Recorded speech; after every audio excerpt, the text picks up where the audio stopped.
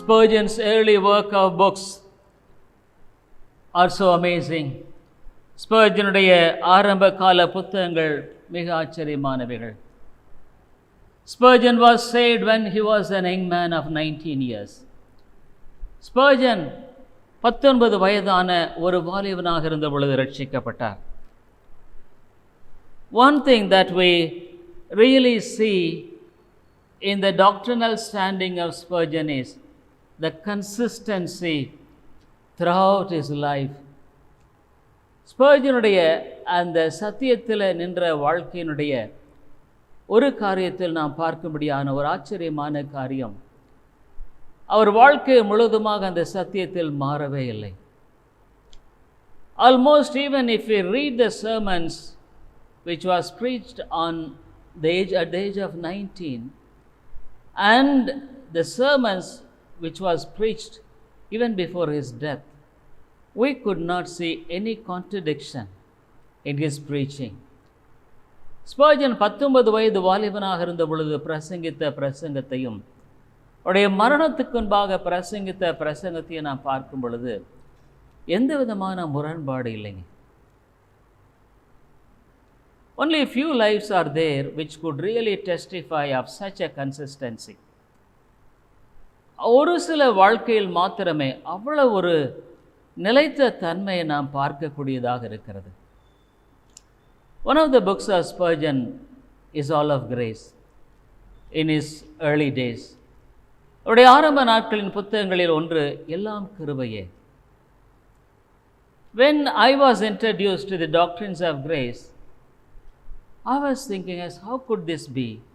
All are of grace. இது எப்படி ஆகும்? எல்லாம் கிருபையா? Is it all right? இது சரியானதா? Dear people, I have been introduced to the doctrines of grace so many years back. அநேக ஆண்டுகளுக்கு முன்பாக இந்த சத்தியத்துக்கு நான் உட்படுத்தப்பட்டேன். One thing I could testify is, நான் இந்த சத்தியத்துக்காக ஒரு சாட்சி சொல்ல முடியும்.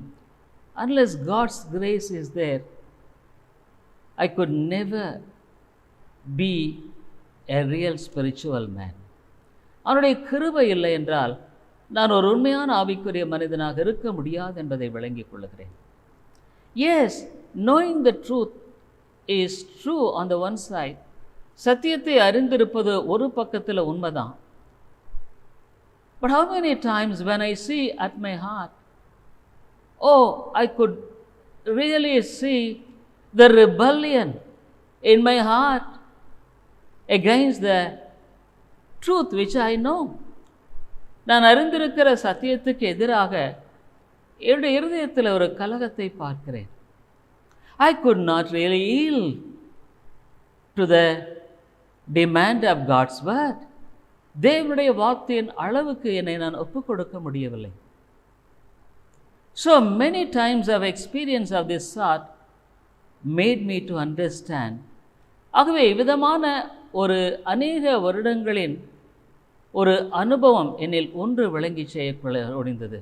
If at all there is anything which I could see which is to be really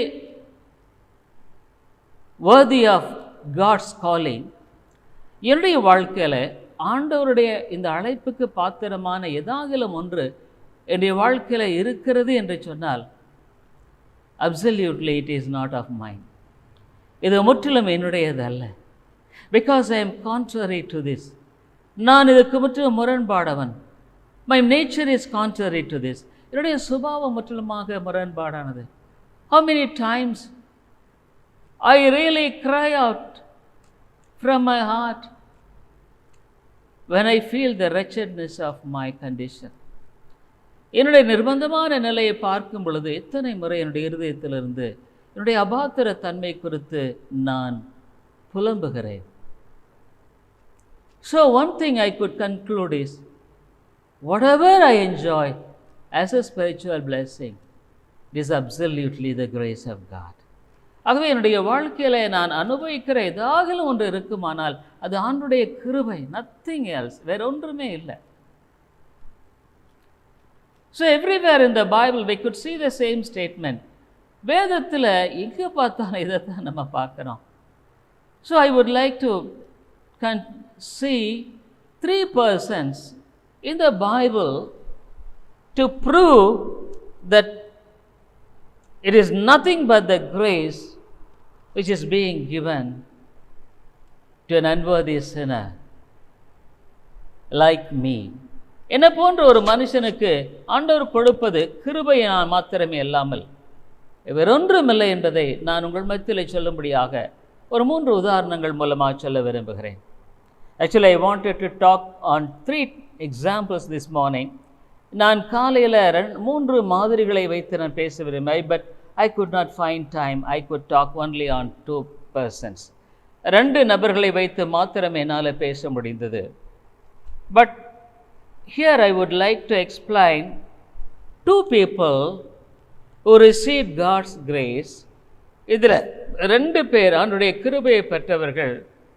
One person was almost entitled, appeared as the one who was eligible to obtain God's grace, but was not given to him. இன்னொரு நபரை நாம் பார்க்கிறோம். அந்த நபரை பார்க்கும் பொழுது அவருடைய கிருபையை பெற்றுக்கொள்ள தகுதியான ஒரு மனிதனைப் போல காணப்படுகிறார். ஆனால் அவர் கிருபையை பெற்றுக்கொள்ளவில்லை. So I would like you to turn to 1 Timothy 1st chapter 15 and 16. 1 தீமோத்தேயு 1வது அதிகாரம் 15 16வது வசனங்களில்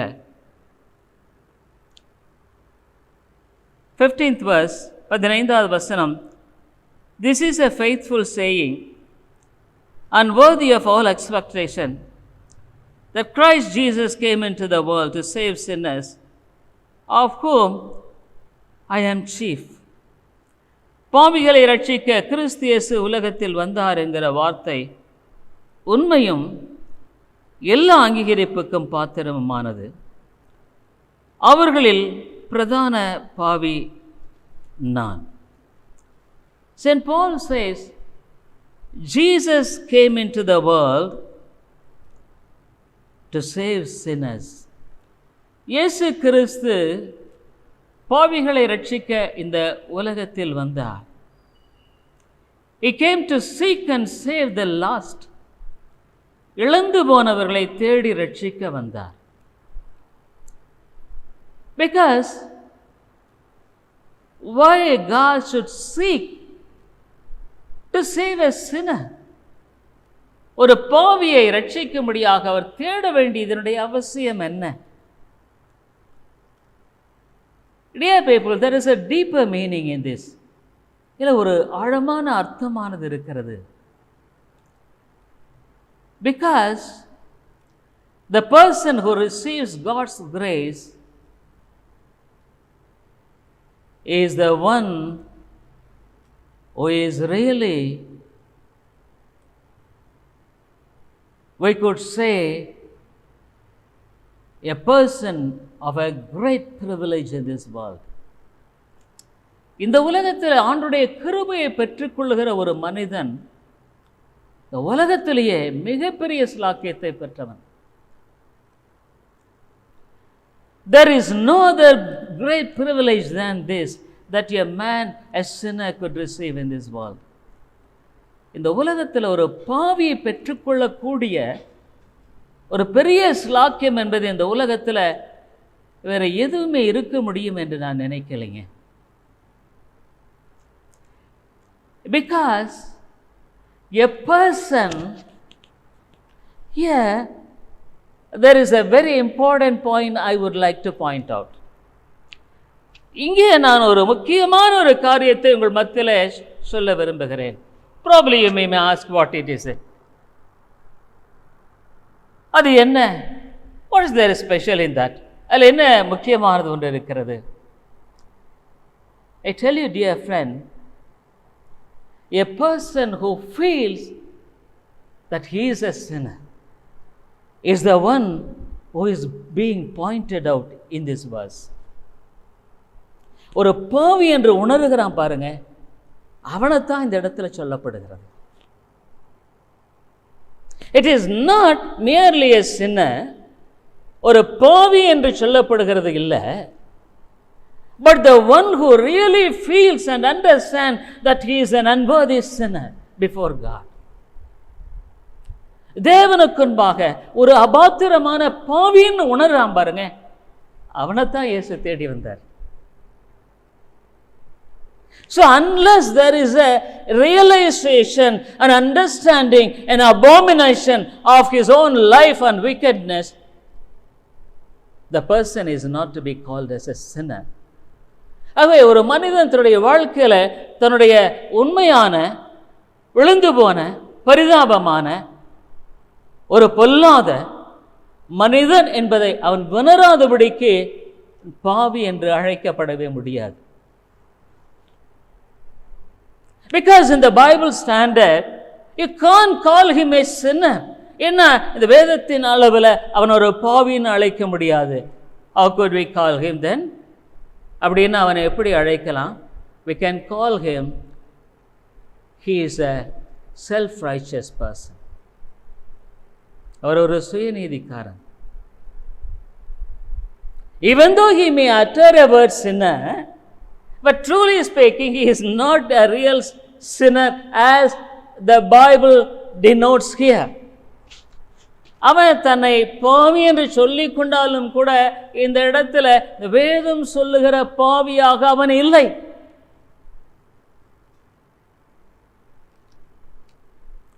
So he could not fit in this. ஆகவே இதில் அவன் பொருந்திக் கொள்ள முடிவதில்லை. Even though he may pray, Lord, I am a sinner. ஒருவேளை அவன் ஜெபிச்ச ஆண்டவரே பாவி என்று ஜெபித்தாலும் சரி, even though he may say outwardly, Lord, I am a sinner, ஒருவேளை வெளிப்புற பாவி என்று சொன்னாலும் கூட சரி, but does he feel as a sinner in his heart? அவன் ஒரு பாவிங்கிறது இருதயத்தில் உணர்கிறானா? That is what we could see here. Saint Paul tells about himself. Pavul இந்த இடத்துல அதைத்தான் தன்னை குறித்து சொல்லுகிறார். Dear people, it is not a mere word. இது ஒரு சாதாரணமான வார்த்தை இல்லை. Saint Paul was a mature man at that time. Pavul ஒரு முதிர்ச்சி பெற்ற ஒரு மனிதன். He writes this epistle to an young man. ஒரு வாலிபனுக்கு இந்த நிருபத்தை எழுதுகிறார். Generally, if suppose a person who is mature or grown up spiritually talks to an young convert, ஒரு ஆவிக்குரிய முதிர்ச்சி உள்ள ஒரு மனுஷன் ஒரு இப்போதான் ரட்சிக்கப்பட்ட இடத்துல பேசும் பொழுது,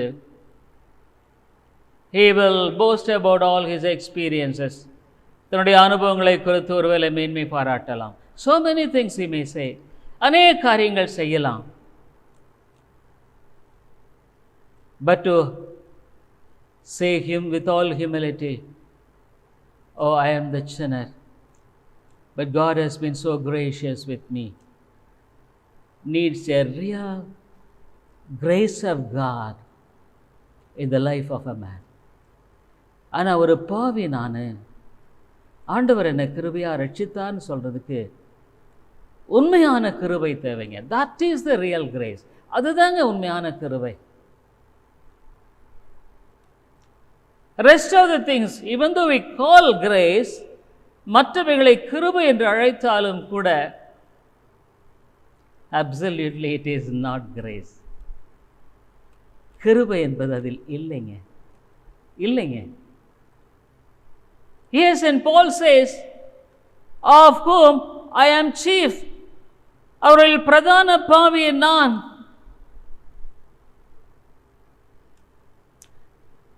Because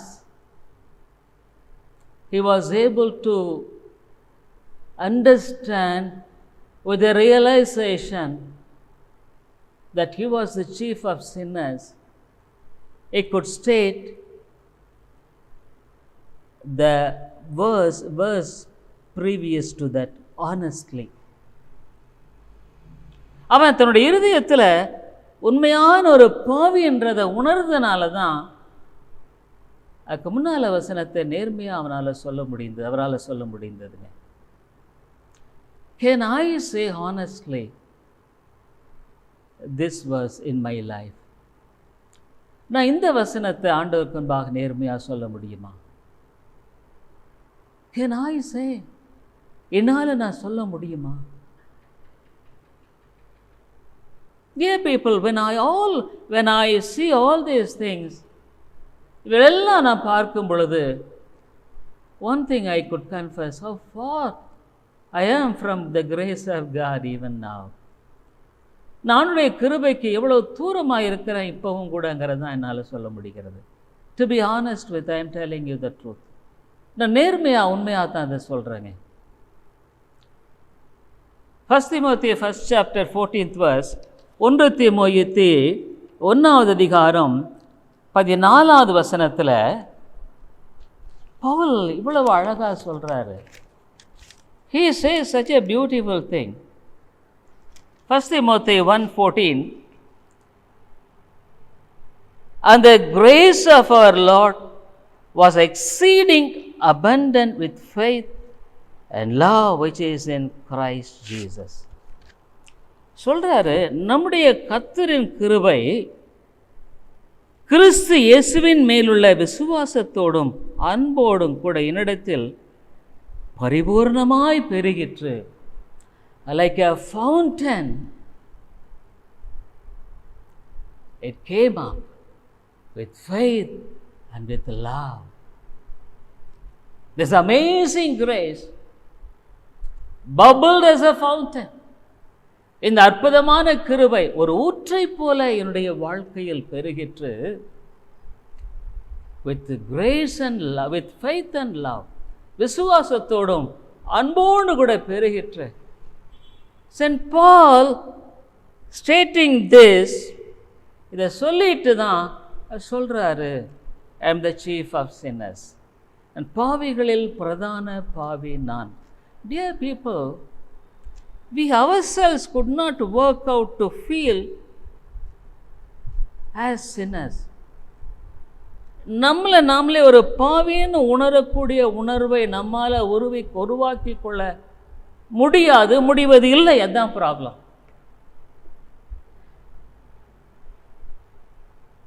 How pity we are. எவ்வளோ ஒரு பரிதாபமான மக்கள். So whatever the goodness if I have in my life of God, அவை தேவனுடைய நன்மையான எந்த ஈவுமே நான் வாழ்க்கையில் பெற்றிருப்பேனா, it is purely grace, nothing else. அது முழுக்க கிருபை.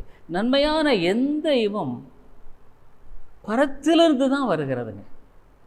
It's only from heaven. How beautifully Jacob says.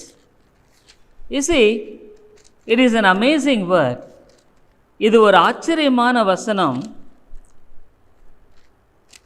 Actually, when Spurgeon came to London, he was a preacher of a small church somewhere in a small village. Spurgeon ஒரு சிறிய கிராமத்தில் ஒரு வாலிபனாக இருந்தான், ஒரு பிரசங்கியாக இருந்தான். When he was there in the small village, a letter came to him. அவர் அவ்விதமாக அந்த கிராமத்தில் இருந்த பொழுது ஒரு கடிதமானது வந்தது. What is that letter was? அந்த கடிதம் என்னவென்று சொன்னால், that he should preach in the Park Street Chapel of London. அதாவது பார்க் ஸ்ட்ரீட் சாப்பல் என்கிற லண்டனில் இருந்த ஒரு பெரிய பிரசங்கிகள் இருந்த இடம். Big preachers preached there, labored as pastors. So a letter came asking him that he should come and preach in that place. அவர் வந்து அந்த செய்தியை பிரசங்கிக்கப்பட வேண்டும் என்ற செய்தி வந்தது. So as a young man for 19 years, called by a very big church in London to come and preach, he was not able to believe it. ஒரு கிராமத்து வாலிப பையன் லண்டனில் ஒரு பெரிய சபையில் பிரசங்க முடிய அழைக்கப்பட்ட அழைப்பை நம்ப முடியாது. He returned the post, actually speaking. அந்த கடிதத்தை திருப்ப அனுப்பிச்சிட்டார்.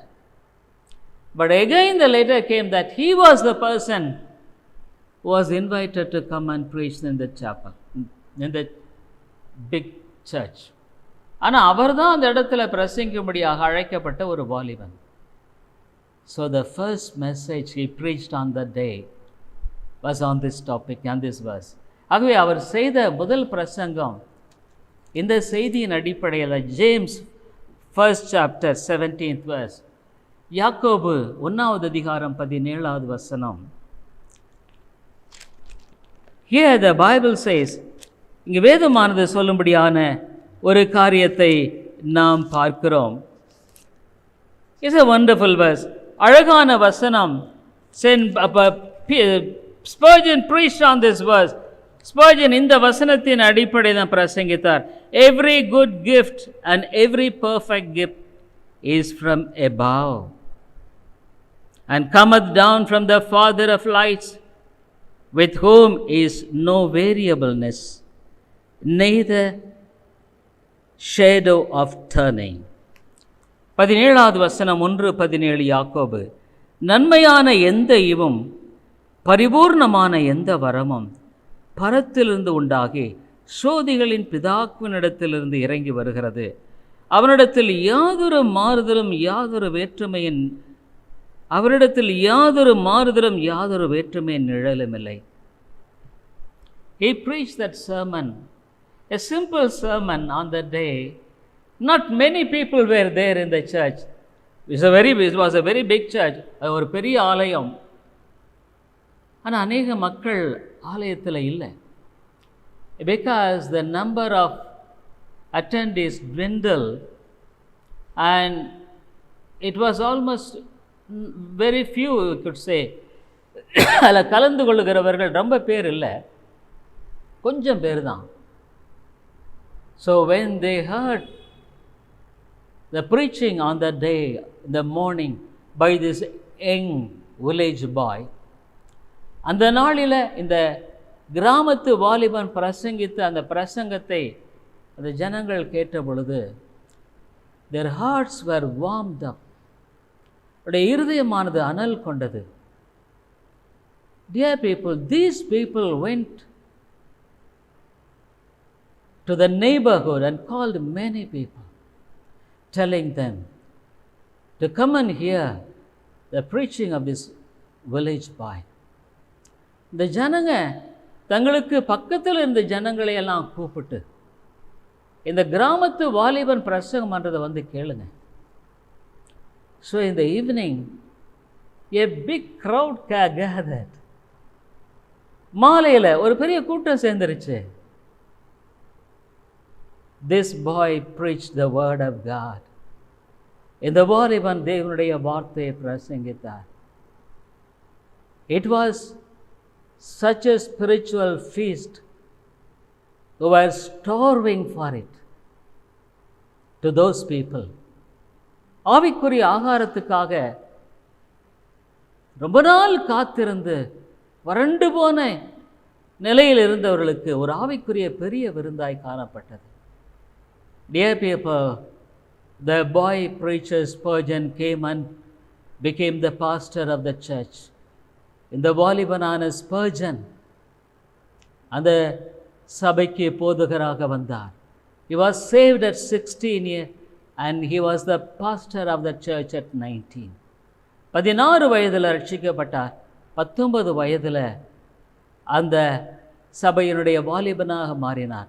Probably some of you, if you would not have read the life story of Spurgeon, ஸ்பர்ஜனுடைய வாழ்க்கை வரலாறை நீங்கள் ஒருவேளை வாசிக்காமல் இருந்திருப்பீர்களானால், in our app, நம்முடைய ஆப்பில், அதாவது தமிழ் கிறிஸ்டியன் டெய்லி டிவோஷன் என்ற ஆப்பில் அல்லது நம்முடைய வெப்சைட்டில் tamilchristianmessages.com இந்த வெப்சைட்டில் போனீங்கன்னா இந்த ஸ்பர்ஜனுடைய வாழ்க்கை வரலாறு தமிழில் எழுதப்பட்டிருக்கிறது. Spurgeon's life story is in Tamil. Read it. So many people have phoned me or written letters of the blessings which they received by reading the life story of this young man. இந்த வாலிபனுடைய சரித்திரத்தை வாசித்த அநேகர் எனக்கு phone செய்து அல்லது கடிதத்தின் மூலமாக பெற்ற ஆசீர்வாதத்தை குறிப்பிட்டதை நான் நினைக்கிறேன். ஈவன் டுடே, இன்றைக்கும் கூட, dear people, he lived more than 100 years back. 100 ஆண்டுகளுக்கு முன்பாக வாழ்ந்துட்டார். But what a wonderful God he was. The people could testify when they hear the preaching of this man of God. இந்த மனிதனுடைய செய்தியை கேட்ட பொழுது அவர்கள் என்ன உன்னதமான தேவன் என்று சொன்னார்கள். Yes, there were 2 preachers in London. Very famous. லண்டனில் புகழ்பெற்ற 2 பிரசங்கிகள். ஒன்று ஸ்பர்ஜன், இன்னொருத்தர் I could not remember his name, இன்னொருத்தர் பெயர் தெரியல. One man went from America. அமெரிக்காவிலிருந்து போனார். In the morning he went and heard the preacher whom I could not remember the name. பெயர் எனக்கு ஞாபகம். அந்த பிரசங்கியினுடைய செய்தியை கேட்டுட்டு அவர் சொன்னார், what a great preacher he is. என்ன ஒரு உன்னதமான பிரசங்கி என்று சொன்னார். In the morning he came to the Metropolitan Tabernacle and heard Spurgeon preaching. அந்த மாலையில் மெட்ரோபாலிட்டன் டேபர்னக்கில் வந்து ஸ்பர்ஜன் பிரசங்கத்தை கேட்டுட்டு அவர் சொன்னார், what a great God he is. எவ்வளோ ஒரு பெரிய தேவன் இவர். The morning he said, what a great preacher he is. எவ்வளோ பெரிய பிரசங்கின்னு சொன்னார். ஆனால் ஸ்பர்ஜனுடைய பிரசங்கத்தை கேட்டப்போ how great a God is. இந்த தேவன் எவ்வளோ பெரியவர். God was exalted in his preaching. அவருடைய செய்தியில் தேவன் உயர்த்தப்பட்டார். Dear people, every good gift which we receive is from the Lord. நாம் பெற்றுக்கொள்கிற எந்த ஒரு ஆவிக்குரிய நன்மையும் தேவனிடத்திலிருந்து வருகிறது.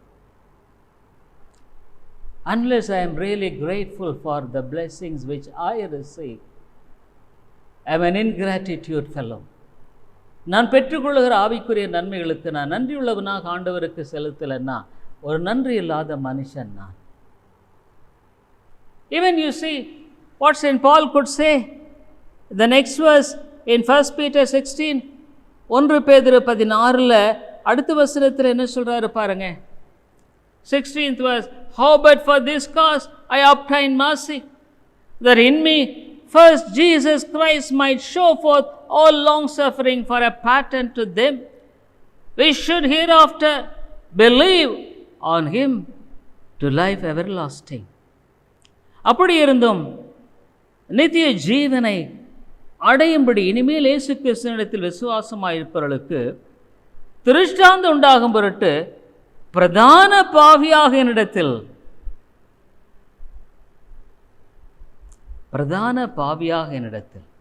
the chief of sinners I am.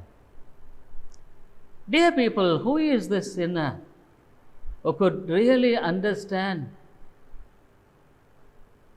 the blessings and the grace of God in his life?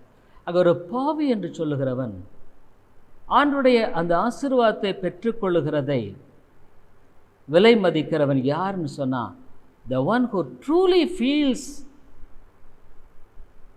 as a sinner, as an unworthy fellow in his heart. ஒரு பாவி அவருடைய இருதயத்தில் அபாத்திரன் என்று உணர்கிறவன் தானே. Dear people, God gives grace to the poor. தேவன் எளியவர்களுக்கு கிருபை கொடுக்கிறார். Even to humble myself, I need his grace. நான் என்னை தாழ்த்தணும்னா கூட அவருடைய கிருபை தேவை. I can't humble myself. என்னை நானே தாழ்த்த முடியாது. You see another example in Luke's Gospel 16th chapter.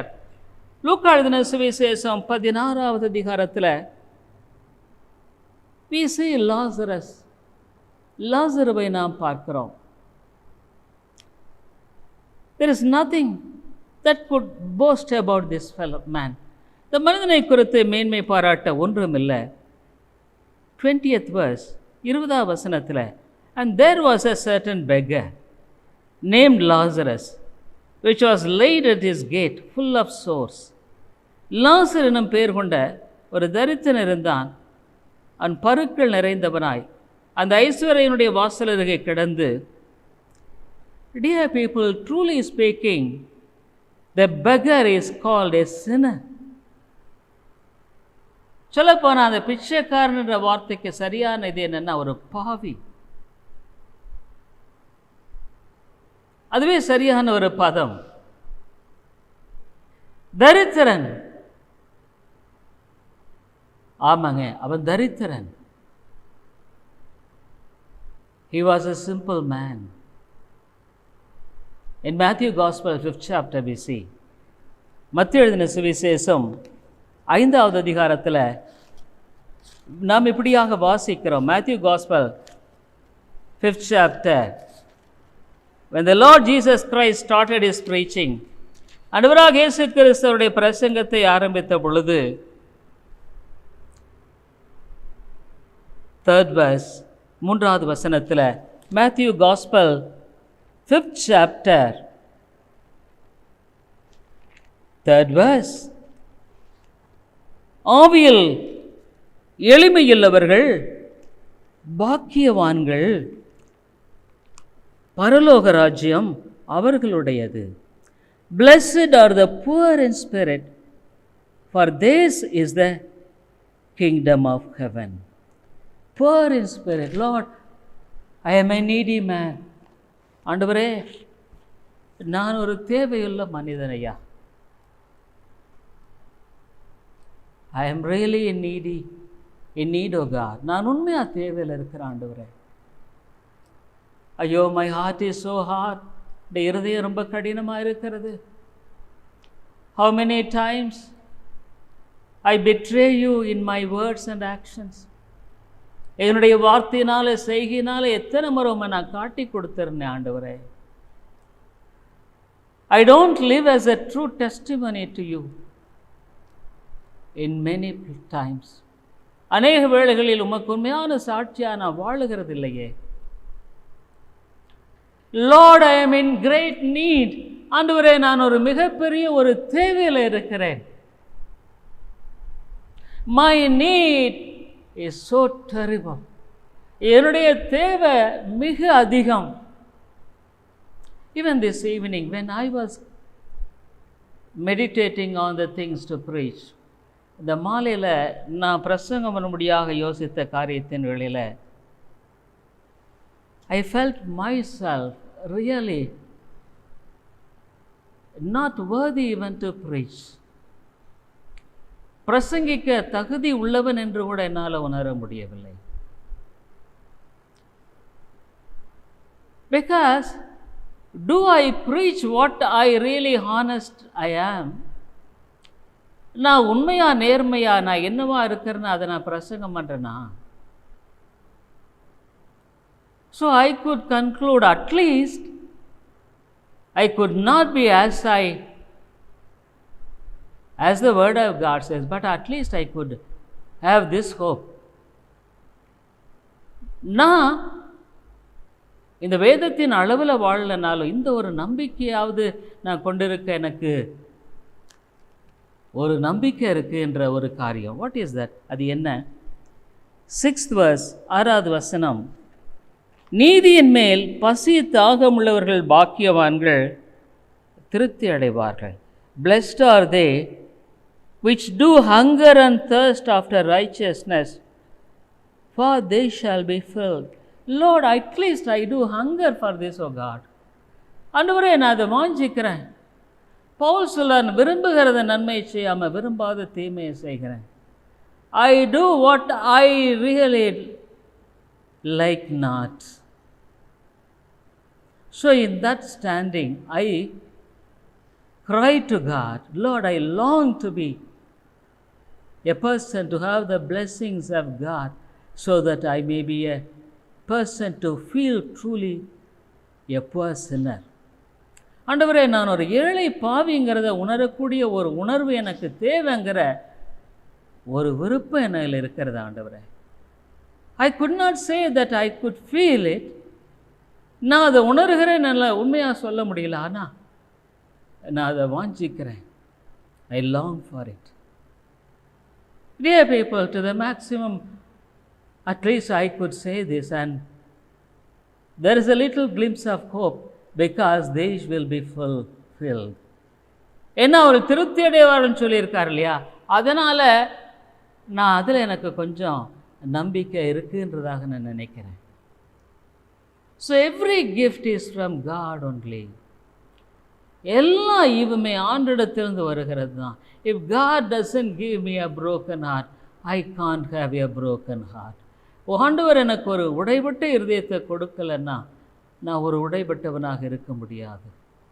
If God doesn't give me humility, I can't be a humble man. ஆண்டவர் எனக்கு தாழ்மையை கொடுக்கலன்னா நான் ஒரு தாழ்மையான மனுஷனாக இருக்க முடியாது.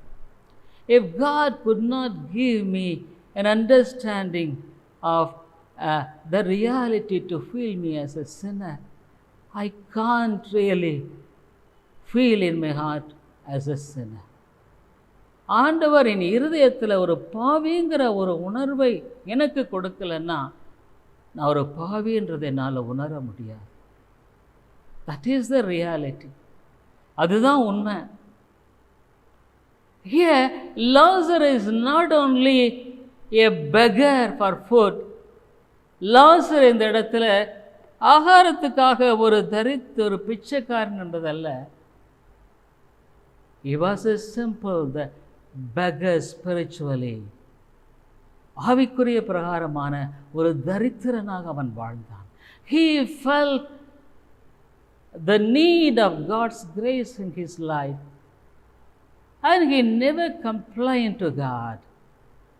அவன் ஆண்டவரிடத்தில் தன்னுடைய ஆவிக்குரிய அந்த தரித்திரத்தை உணர்ந்து தான் வாழ்ந்தானே ஒழிய ஆண்டவரிடத்தில் அவன் ஒரு நாளும் குறை சொல்லவே இல்லை. He didn't say, Lord, see the rich man. He eats sumptuously. But see, I am suffering. Why are you, Lord, allowing me to pass through this? ஆண்டவரே, அந்த ஐஸ்வர்யவனை பார்த்தா ஒரு பெரிய பணக்காரர் எப்படி நல்லா சாப்பிட்டுட்டு வாழ்கிறான், ஆனால் ஏன் நான் தரித்திரனா இப்படி இருக்கிறேன்? Dear people, really speaking, a spiritual man will never complain for what he has not been given. தனக்கு கொடுக்கப்படாததுக்காக ஒரு காலம் குற்றம் சாட்டுகிறவனாக இருக்க மாட்டான். But he will be always grateful for what he has got. அவன் பெற்றிருக்கிறதுக்கு ஒரு நன்றியுள்ளவனாக வாழுவானுங்க. It is also a grace. இதுவும் கூட கிருபை தாங்க.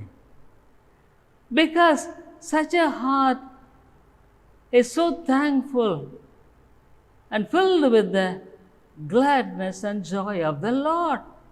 ஏன்னா அவிதமான ஒரு இருதயம், நன்றியுள்ள இருதயமா, எப்போ சந்தோஷமா இருக்கக்கூடிய ஒரு இருதயமா இருக்கும்.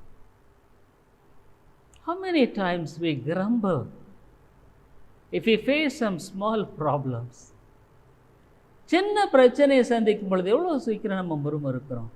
Probably even this evening, are you a person grumbling? இந்த மாலையில் உன்னை பார்த்து கேட்குறேன், நீ முறுமுறுக்கிறியா? Do you grumble for the sufferings? பாடுகளுக்காக நீ முறுமுறுக்கிறியா? You are blessed with so much of spiritual blessings by the Lord.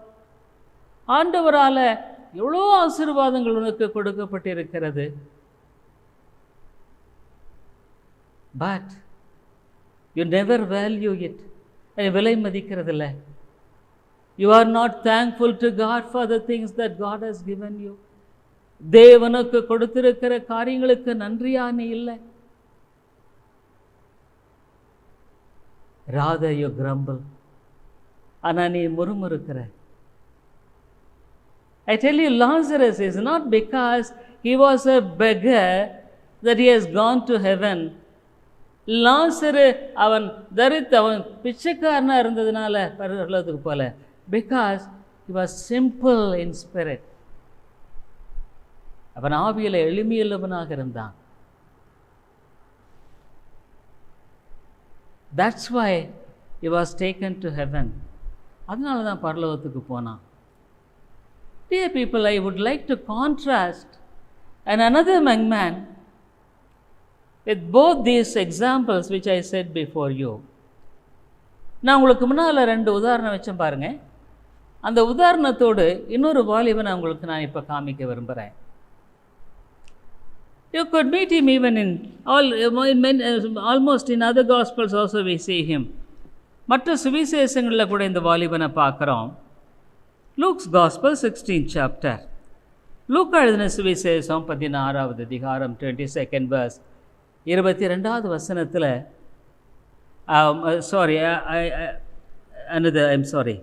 Luke's Gospel 18th chapter. லூக்கா எழுதின சுவிசேஷம் 18வது அதிகாரம் 18th verse. A young man came running to Jesus. இயேசு கிறிஸ்துவினிடத்தில் ஒரு வாலிபன் ஓடி வருகிறான். 18, and a certain ruler asked him, saying, Good master, what shall I do to inherit eternal life? அப்பொழுது தலைவன் ஒருவரை நோக்கி, நல்ல போதகரே, நித்திய ஜீவனை சுதந்திரத்துக் கொள்வதற்கு நான் என்ன செய்ய வேண்டும் என்று கேட்டான். 19, and Jesus said unto him, Why callest thou me good? None is good save one, that's God. அதற்கு இயேசு, நீ என்னை நல்லவன் என்று சொல்வானே, தேவன் ஒருவர் தவிர நல்லவன் ஒருவனும் இல்லையே. 20th verse. Thou knowest the commandments, do not commit adultery, do not kill, do not steal, do not bear false witnesses, honor thy father and thy mother, விபச்சாரம் செய்யாதிருப்பாயாக, கொலை செய்யாதிருப்பாயாக, களவு செய்யாதிருப்பாயாக, பொய் சாட்சி சொல்லாதிருப்பாயாக, உன் தகப்பனை உன் தாயையும் கனம் பண்ணுவாயாக என்கிற கற்பனைகளை நீ அறிந்திருக்கிறாய் என்றார். 20th verse, 21st. And he said, All this have I kept from my youth up.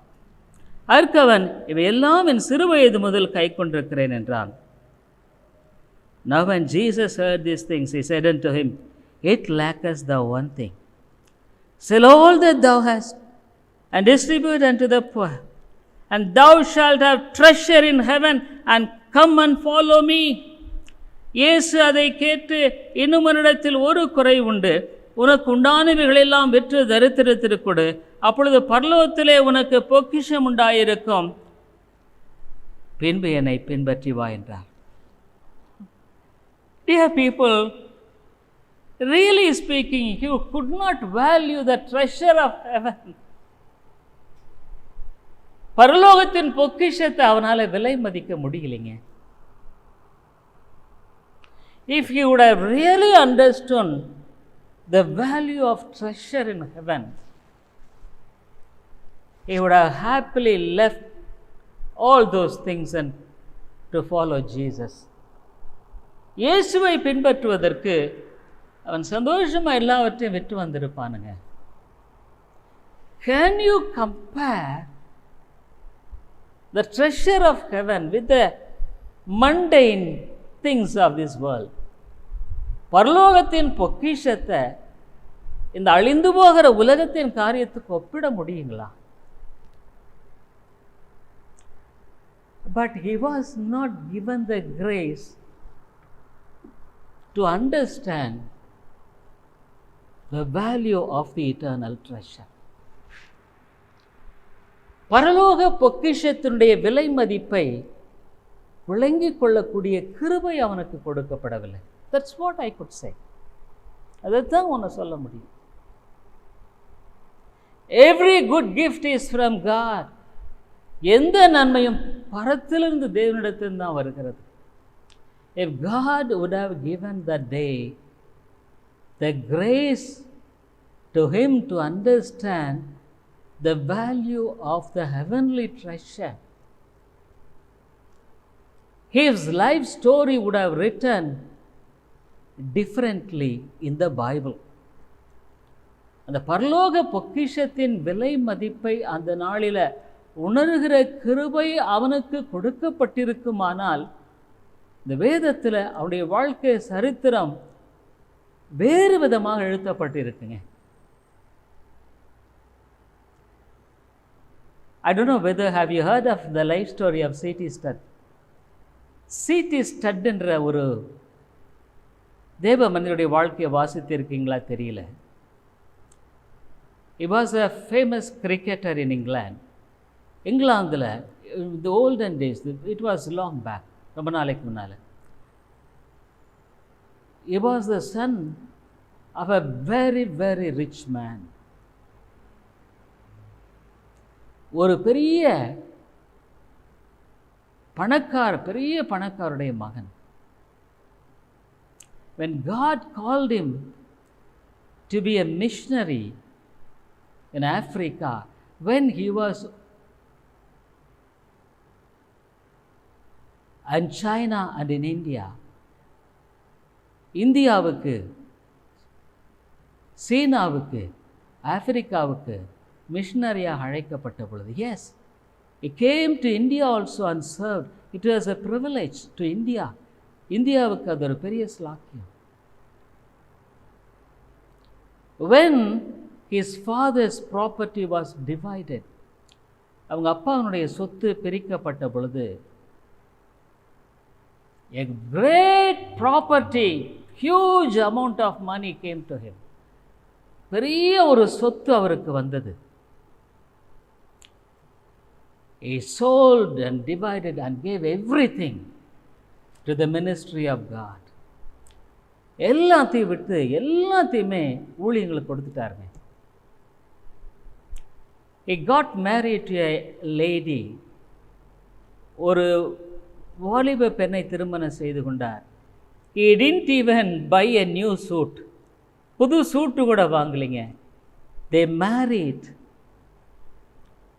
with their old clothing. பழைய துணியோடு தான் கல்யாணம் பண்ணிட்டாங்க. C.T. Studd சொன்னார், the young man in the Bible, the one he could not do, வேதத்தில் அந்த வாலிபன் செய்ய முடியாத ஒரு காரியத்தை செய்யும்படி கர்த்தர் எனக்கு கிருபை கொடுத்தார். God has given me grace to do what the rich young man could not do. Such a huge property. Dear people, he lived in Africa in a thatched roof, small hut. ஓலை சின்ன ஒரு குடிசையில் தான் ஆப்பிரிக்காவில் தங்கியிருந்தாருங்க. He lived there and he labored for the Lord. அதில் தான் வாழ்ந்து ஆண்டவருக்குள்ளே. The Lord bless the ministry.